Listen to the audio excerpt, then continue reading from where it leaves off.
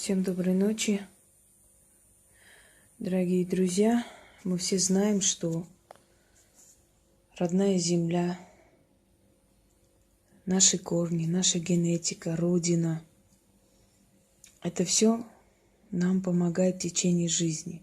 Это все зов нашей крови, зов нашей генетической памяти, это наследие предков.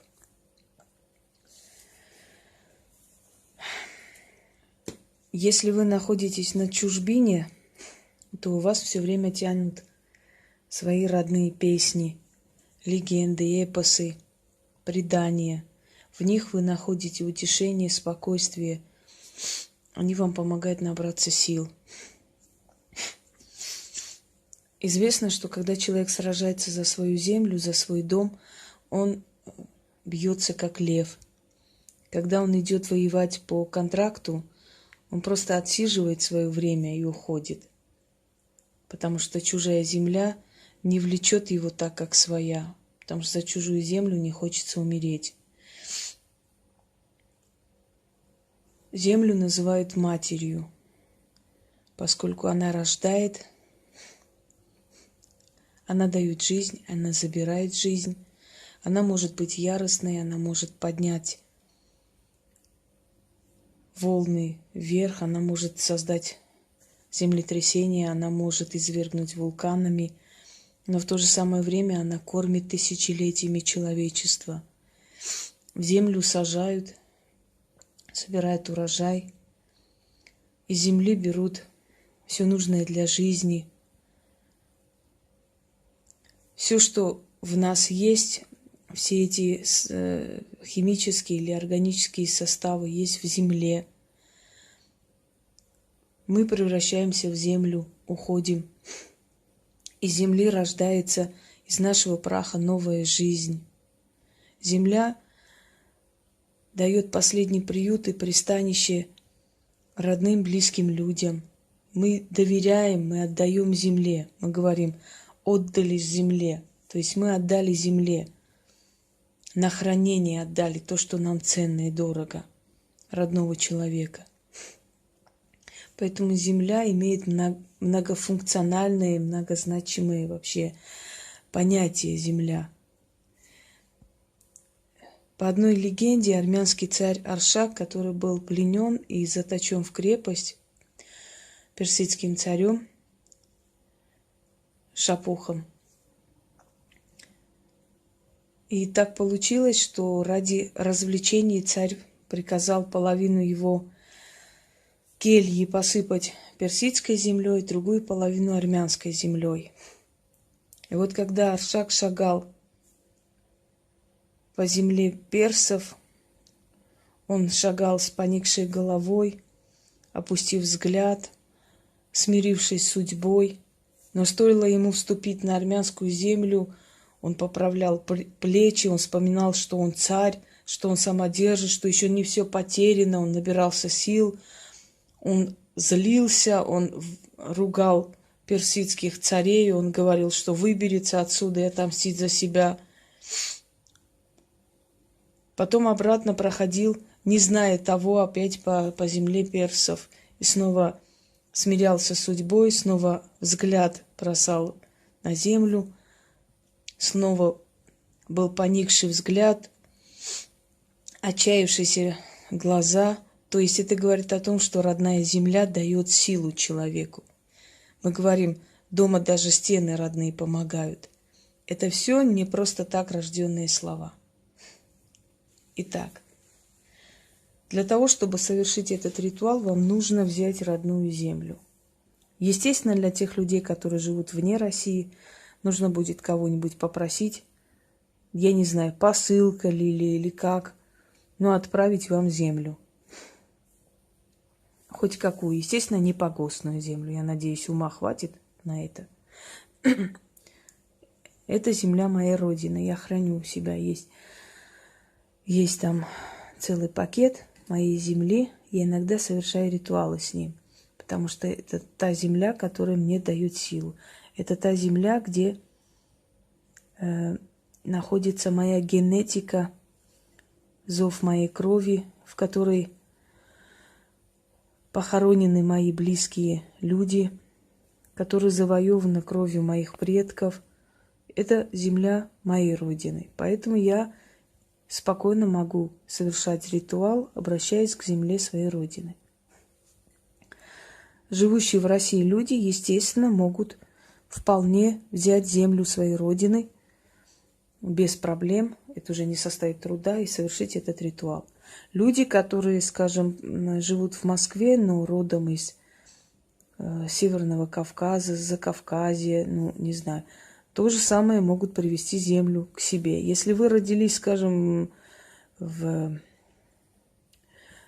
Тульской области, конечно, вы можете взять землю России хоть где, потому что это земля вашей Родины. Но если вы привезете из малой своей Родины землю, конечно, ритуал будет сильнее. После того, как вы начитали на землю 7 раз, посыпьте эту землю в разных углах вашего дома, там, где долгое время вы как бы не сметете, не вычистите. То есть в труднодоступных местах, куда вы добраться так легко не сможете. Эта земля будет охранять, приумножать вашу силу, ваше имущество. Вы почувствуете прилив энергии и бодрости. Время от времени это повторяйте, потому что земля будет поглощать отрицательную энергию в вашем доме и давать положительную энергию.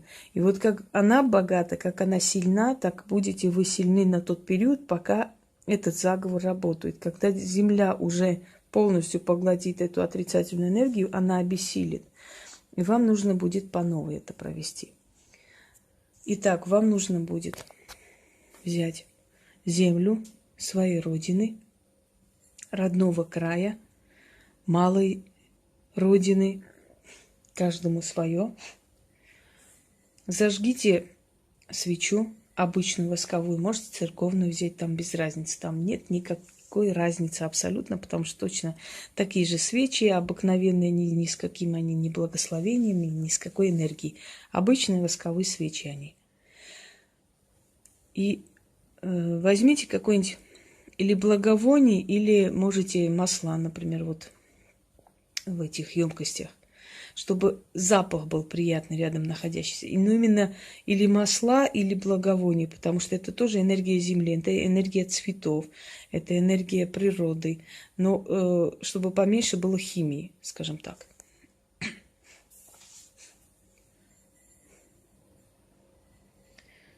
Вот посыпали в какую-нибудь емкость и читаем. Матерь сырая, Матерь всего живого и мертвого, земля моих предков, приютившая в своих недрах почивших родных, приютившая предков моих, потом и кровью нашей, ты орошаема тысячелетиями, ты наш приют и дом. О, Матерь сырая, Матерь святая, земля моих предков, ты дарующая жизнь и отбирающая, ты рождающая и поглощающая земля моих предков. Я прошу у тебя силы и помощи. Я прошу у тебя благословения. В тебе прах ушедших, в тебе жизнь нерожденных, твои священные недра, наш приют и защита. Ты страшна в ярости своей, ты нежна в доброте своей, кормилица мать. Поделись со мной яростью своей и щедростью своей, защита твоя отныне мне в помощь. Матерь сырая, стань мне подмогой. Сколько песчинок в пустынях твоих, сколько камней в горах твоих, сколько травы в полях твоих, сколько добра, столько везения, столько защиты мне подари.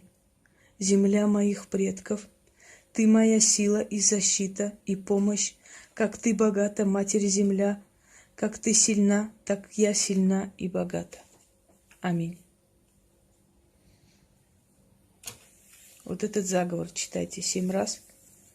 Потом возьмите эту емкость с землей, посыпьте в труднодоступных местах, в щельях, где угодно. Можете хоть под ковром посыпать. И Через некоторое время этот ритуал повторите. Но в то время, как вы это сделаете после, ну, можно раз в месяц это сделать, скажем так. За месяц заговоренная земля будет очищать в вашем доме всю отрицательную энергетику, будет убирать все, что было наслано, наделано в вашем доме. Еще раз повторяюсь, что подобные ритуалы помогают на время, если это делает простой человек. Если на человеке что-то серьезное, может не помочь. Но в основном, основное количество сделанных ритуалов, которые проводятся подаренным мне людям, основное количество получается как нужно. Поэтому зависит еще от вашего желания, насколько вы будете настроены в этот момент, насколько это правильно вы сделаете. Свеча должна догореть до конца. Итак, я думаю, что мои объяснения были ясны. Проведите. Всех вам благ и успехов.